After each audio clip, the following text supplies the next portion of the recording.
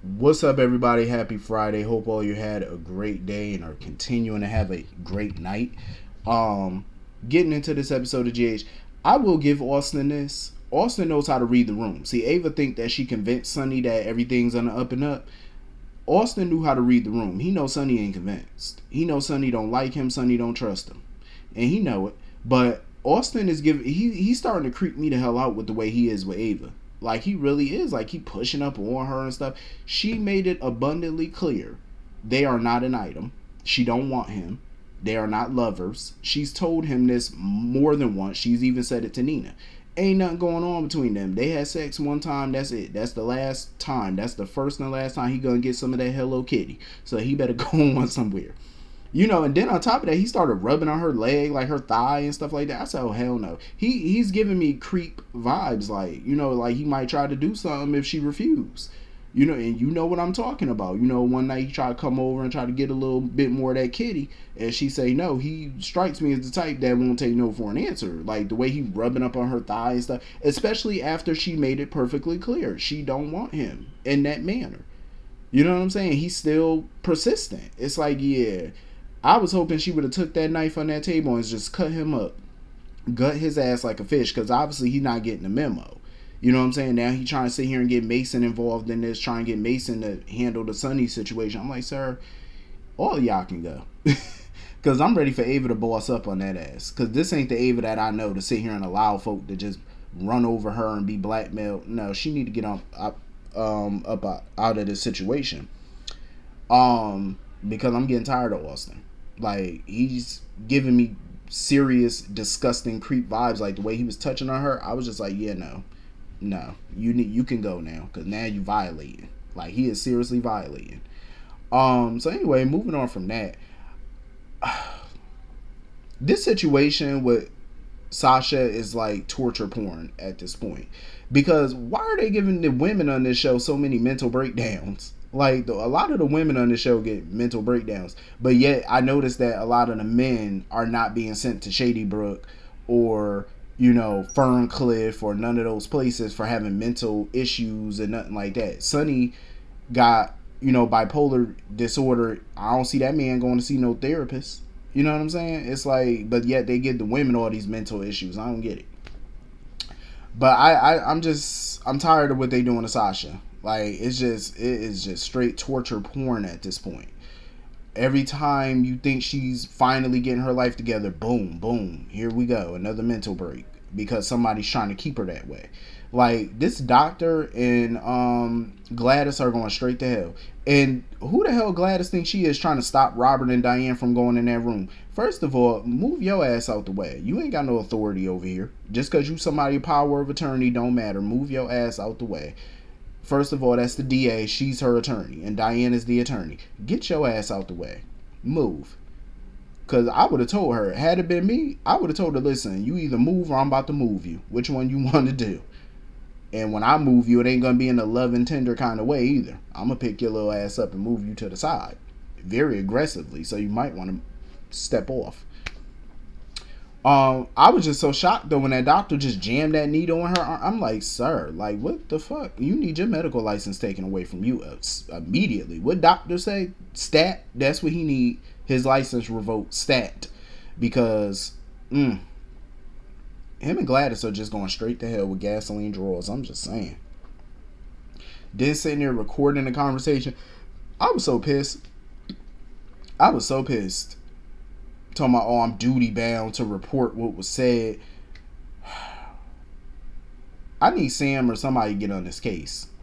I need Sam or somebody to investigate this doctor, to investigate Gladys. Because even Sonny and everybody starting to notice, like, something ain't right with this.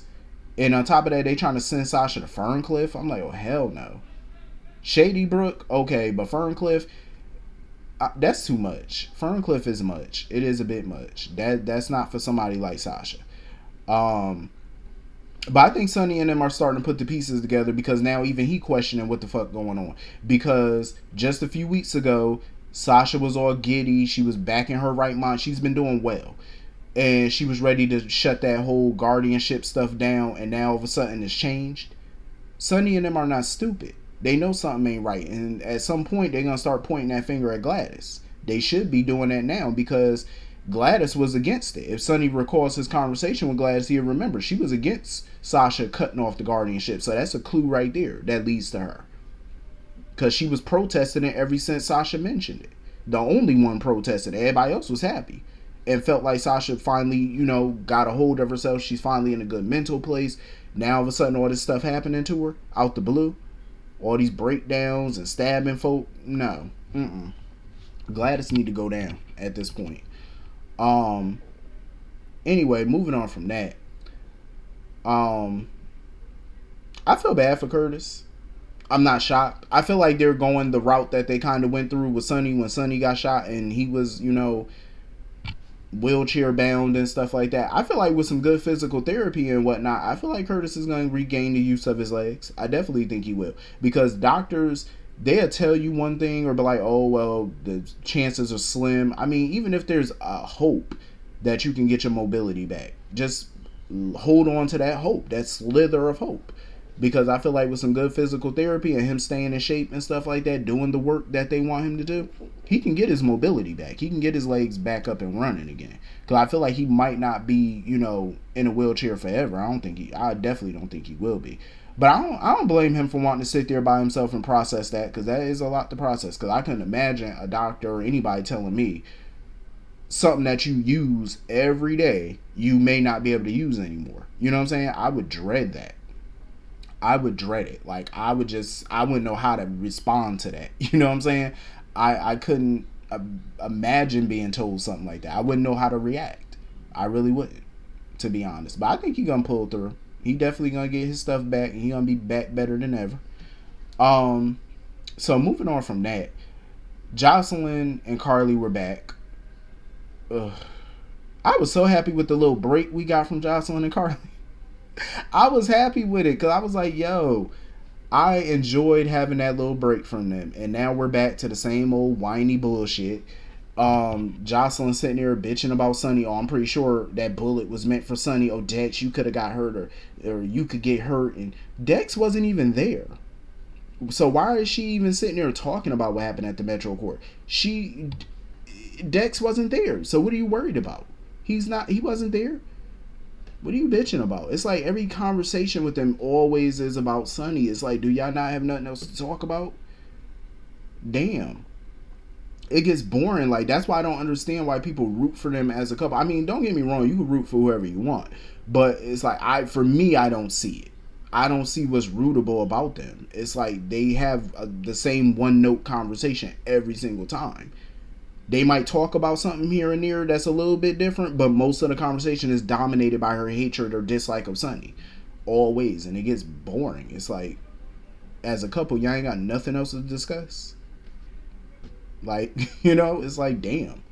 And then even when they be in bed and stuff, that's all they talk about. I'm like, yeah, that's pretty good romantic pillow talk, I suppose.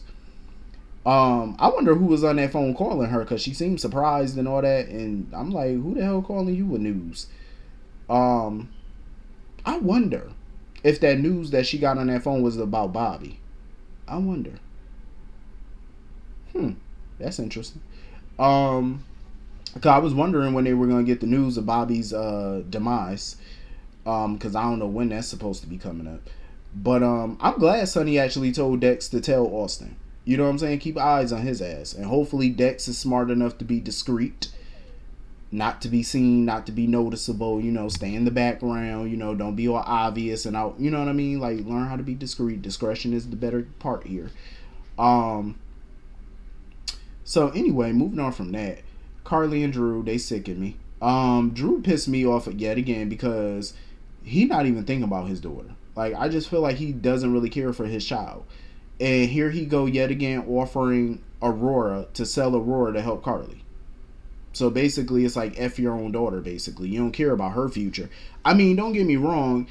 There's no guarantee that Scout is even going to care about Aurora when she get older. She may not. But at least give her that option to want to work there or not. You know what I'm saying? Before just deciding to sell it off. Because he has selfish reasons as to why he's doing it. It's not like, oh, I'm selling it because I got a great offer for it. No, you're selling it to help your little fling of the month. It's like, are you serious? You're willing to sell a company that can benefit your child, get, generational wealth, or for Carly. That's stupid. That's just plain dumb to me. I really don't have too much use for Drew. I'm just gonna be honest. I really don't. Um, but he better watch his back up in Pentonville. He better. You know, I get where Carly coming from. I wouldn't trust Cyrus either, but it don't hurt to have some allies in there. It really don't. I mean, I would keep an eye on Cyrus, but at the end of the day, you got bigger problems in Pentonville than just Cyrus. It's a lot of hardened criminals. It's a lot of criminals up in that space. You know, you gotta be careful when you up in there. So the more allies, the better. Sometimes your enemy can be your friend, especially in sticky situations. But like I said, I wouldn't trust Cyrus because you never know. Anybody that he help in Pentonville, you already know sooner or later it's probably gonna come with some strings where he gonna ask you, "Oh, you remember when I did this for you? Oh, you remember?" You know, he probably just racking up favors for everybody that's coming up in there, just racking it up. I hate that Carly got to sell the house. I was hoping that she would offer to sell it to Sonny, but then again, I thought about it and I'm like, nah, because then the feds would be like, nah, they cooked up some type of conspiracy where Sonny could help her if she sell him the house or some bullshit like that. So I was like, damn. But I don't see her selling it though because I'm like, why would they go through the process of renovating that house a couple years ago just for her to turn around and sell it or we don't see it anymore? You know what I'm saying? So I don't see Carly doing it. I feel like she might find another solution to her problem. So anyway, that's pretty much the whole episode. Hit the comment section. Let me know what you all thought, and I will see you all later. Have a great night. Have a great weekend. Peace.